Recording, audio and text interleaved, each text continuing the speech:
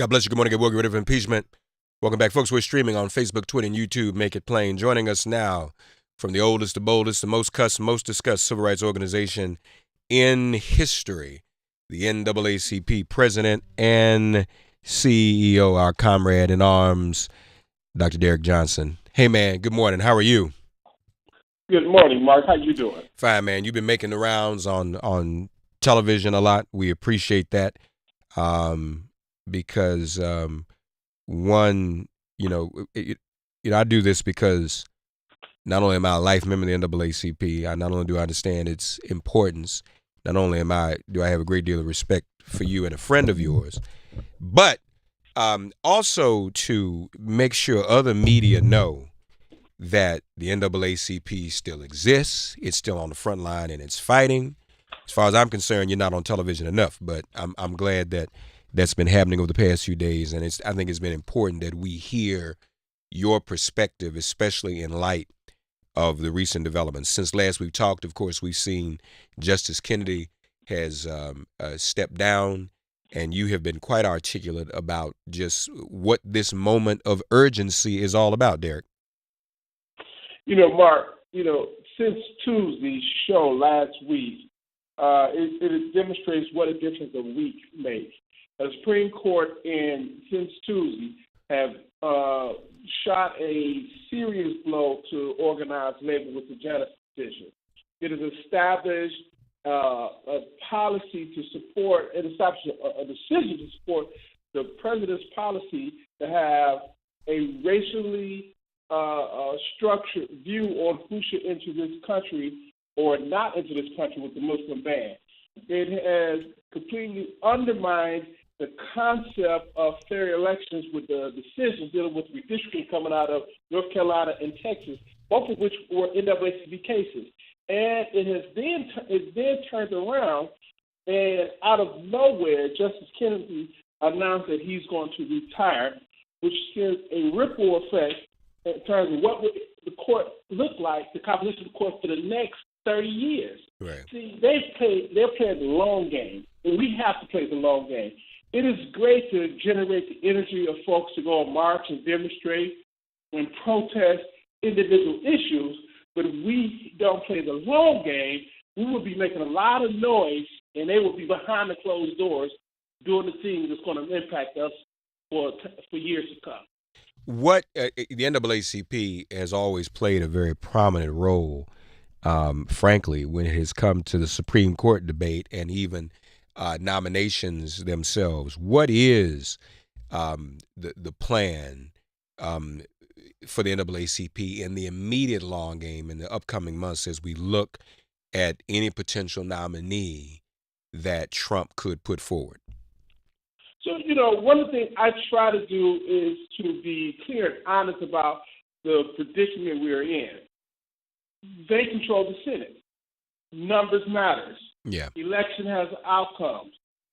Our only goal here is to try to move the conversation where the rule that was established by the Senate Majority Leader when it came to the nomination of Garrett Merritt is to not allow anyone to be confirmed until after this Senate, the new Senate is seated. Right. Now, they have the numbers. We have to push as hard as we can to get level-headed Republicans as they exist to join in with the Democratic members and to hold the line with the Democratic members to say that if you need an African-American vote, this is non-negotiable.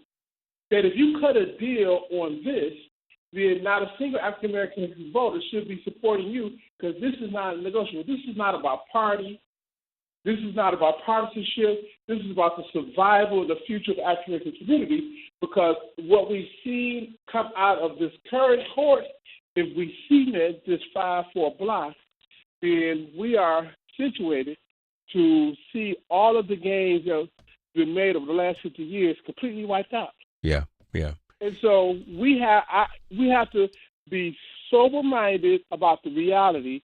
These elections have consequences. Midterm elections is going to mean so much more than what we thought it would. Because now it means the control of the third branch of government. It's not only Congress. We know what the executive branch is doing. It's not even just what's taking place on state legislative races, which are crucial, but it's about control of the third branch of government. Yes, sir. We are in a place where we got to play the long game, not the episodical feel-good demonstration politics. Yes, sir. Derrick Johnson with us, folk. So we know the NAACP will be figuring heavily in that. Also, obviously, we've had some other issues develop. The issue of family separation. But, before I do that, the NAACP actually filed its own suit with regards to the travel ban. That was another big hit we took last week from the court. Yeah, I mean, so the question I walked into this position is, are we relevant?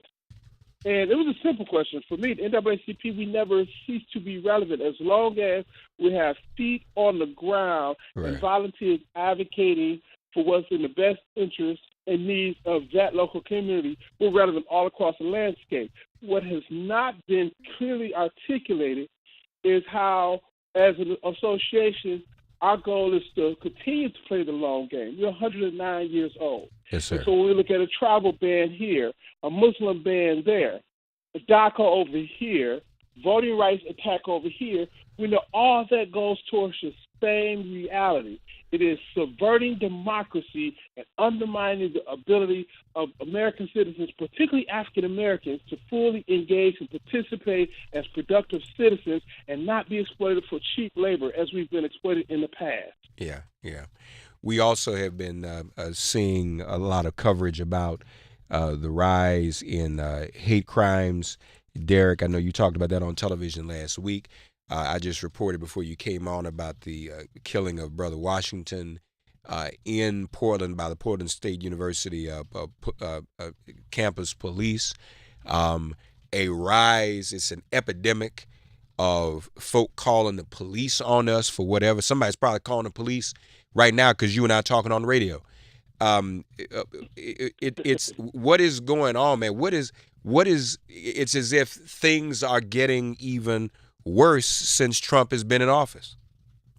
Well, it has been the rise of hate crimes, the rise of intolerance, but the stage has been set for a while now. What used to be the outliers have become the common practice. Right. And the first step of segregating individuals to second and third or fourth class citizenship is to create an image of them as being non-citizens, and then from there, non-human. You dehumanize people so you can justify treating them less than human. Yeah.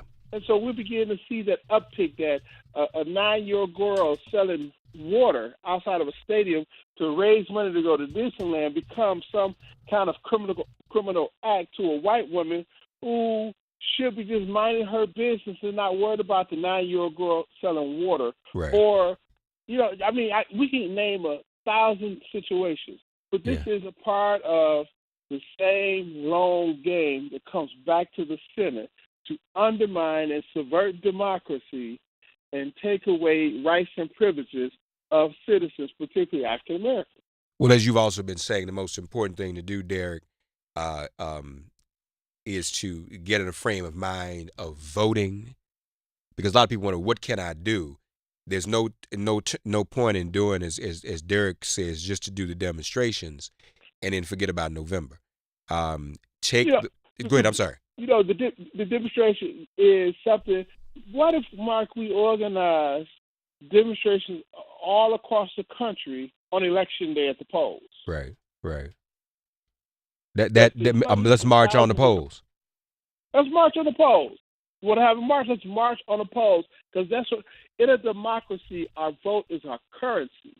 And if you want to generate energy, again, I love the fact that women stood up the way they did with the Women's March. I think it's outstanding that we had the march this weekend of families standing together. What Dr. Barber is doing generate energy and hope and spirit that bring communities together like we have not seen in years. Yeah. We need all of those things because increase enthusiasm and allow people to say it's not just me. We all in this thing together, black, white, young, old. We're all in this thing together. But we need now to say, how do we take that enthusiasm? How do we take that energy? Let's march on the polls because in a democracy, our voters are currency, and how we turn this around is to put people in place that will hold systems accountable to the needs and interests of people and stop this march to dehumane other communities, Latino communities or women or blacks, because what they're doing is dehumaning us in a way in which they can justify undermining and subverting democracy and our ability to have a prosperous future as individual communities. You also had the other day, you all had a Save SCOTUS town hall. It was a town hall phone cast, as a matter of fact. I wasn't able to be on it, but it was really something. How did that go, Derrick? The reaction to what was taking place in our call, we was able in less than 12 hours to get over, just under 2,000 people on the call for direction. Our goal is to make sure we call every U.S. senator in this country to register our objection to any deal cut that would allow for a Supreme Court nominee to be confirmed before the new Senate is put in place. Right. And that number I call on the text number I say every week on here, right. We ask people to text the word NAACP to the number 40649 so we can set you up to make the call to your senator. There are 100 senators in the U.S. Senate. We have no permanent friend. We have no permanent enemy. Right. It's a permanent interest. That's right. And so if any one of them, Republican or Democrat, black or white, decide to cut a deal to cut us out for this nomination and they depend on a black vote, we need to march to the polls to make sure we deny a single black vote. I don't care whether they're Republican or Democrat. I don't care if they're black or white.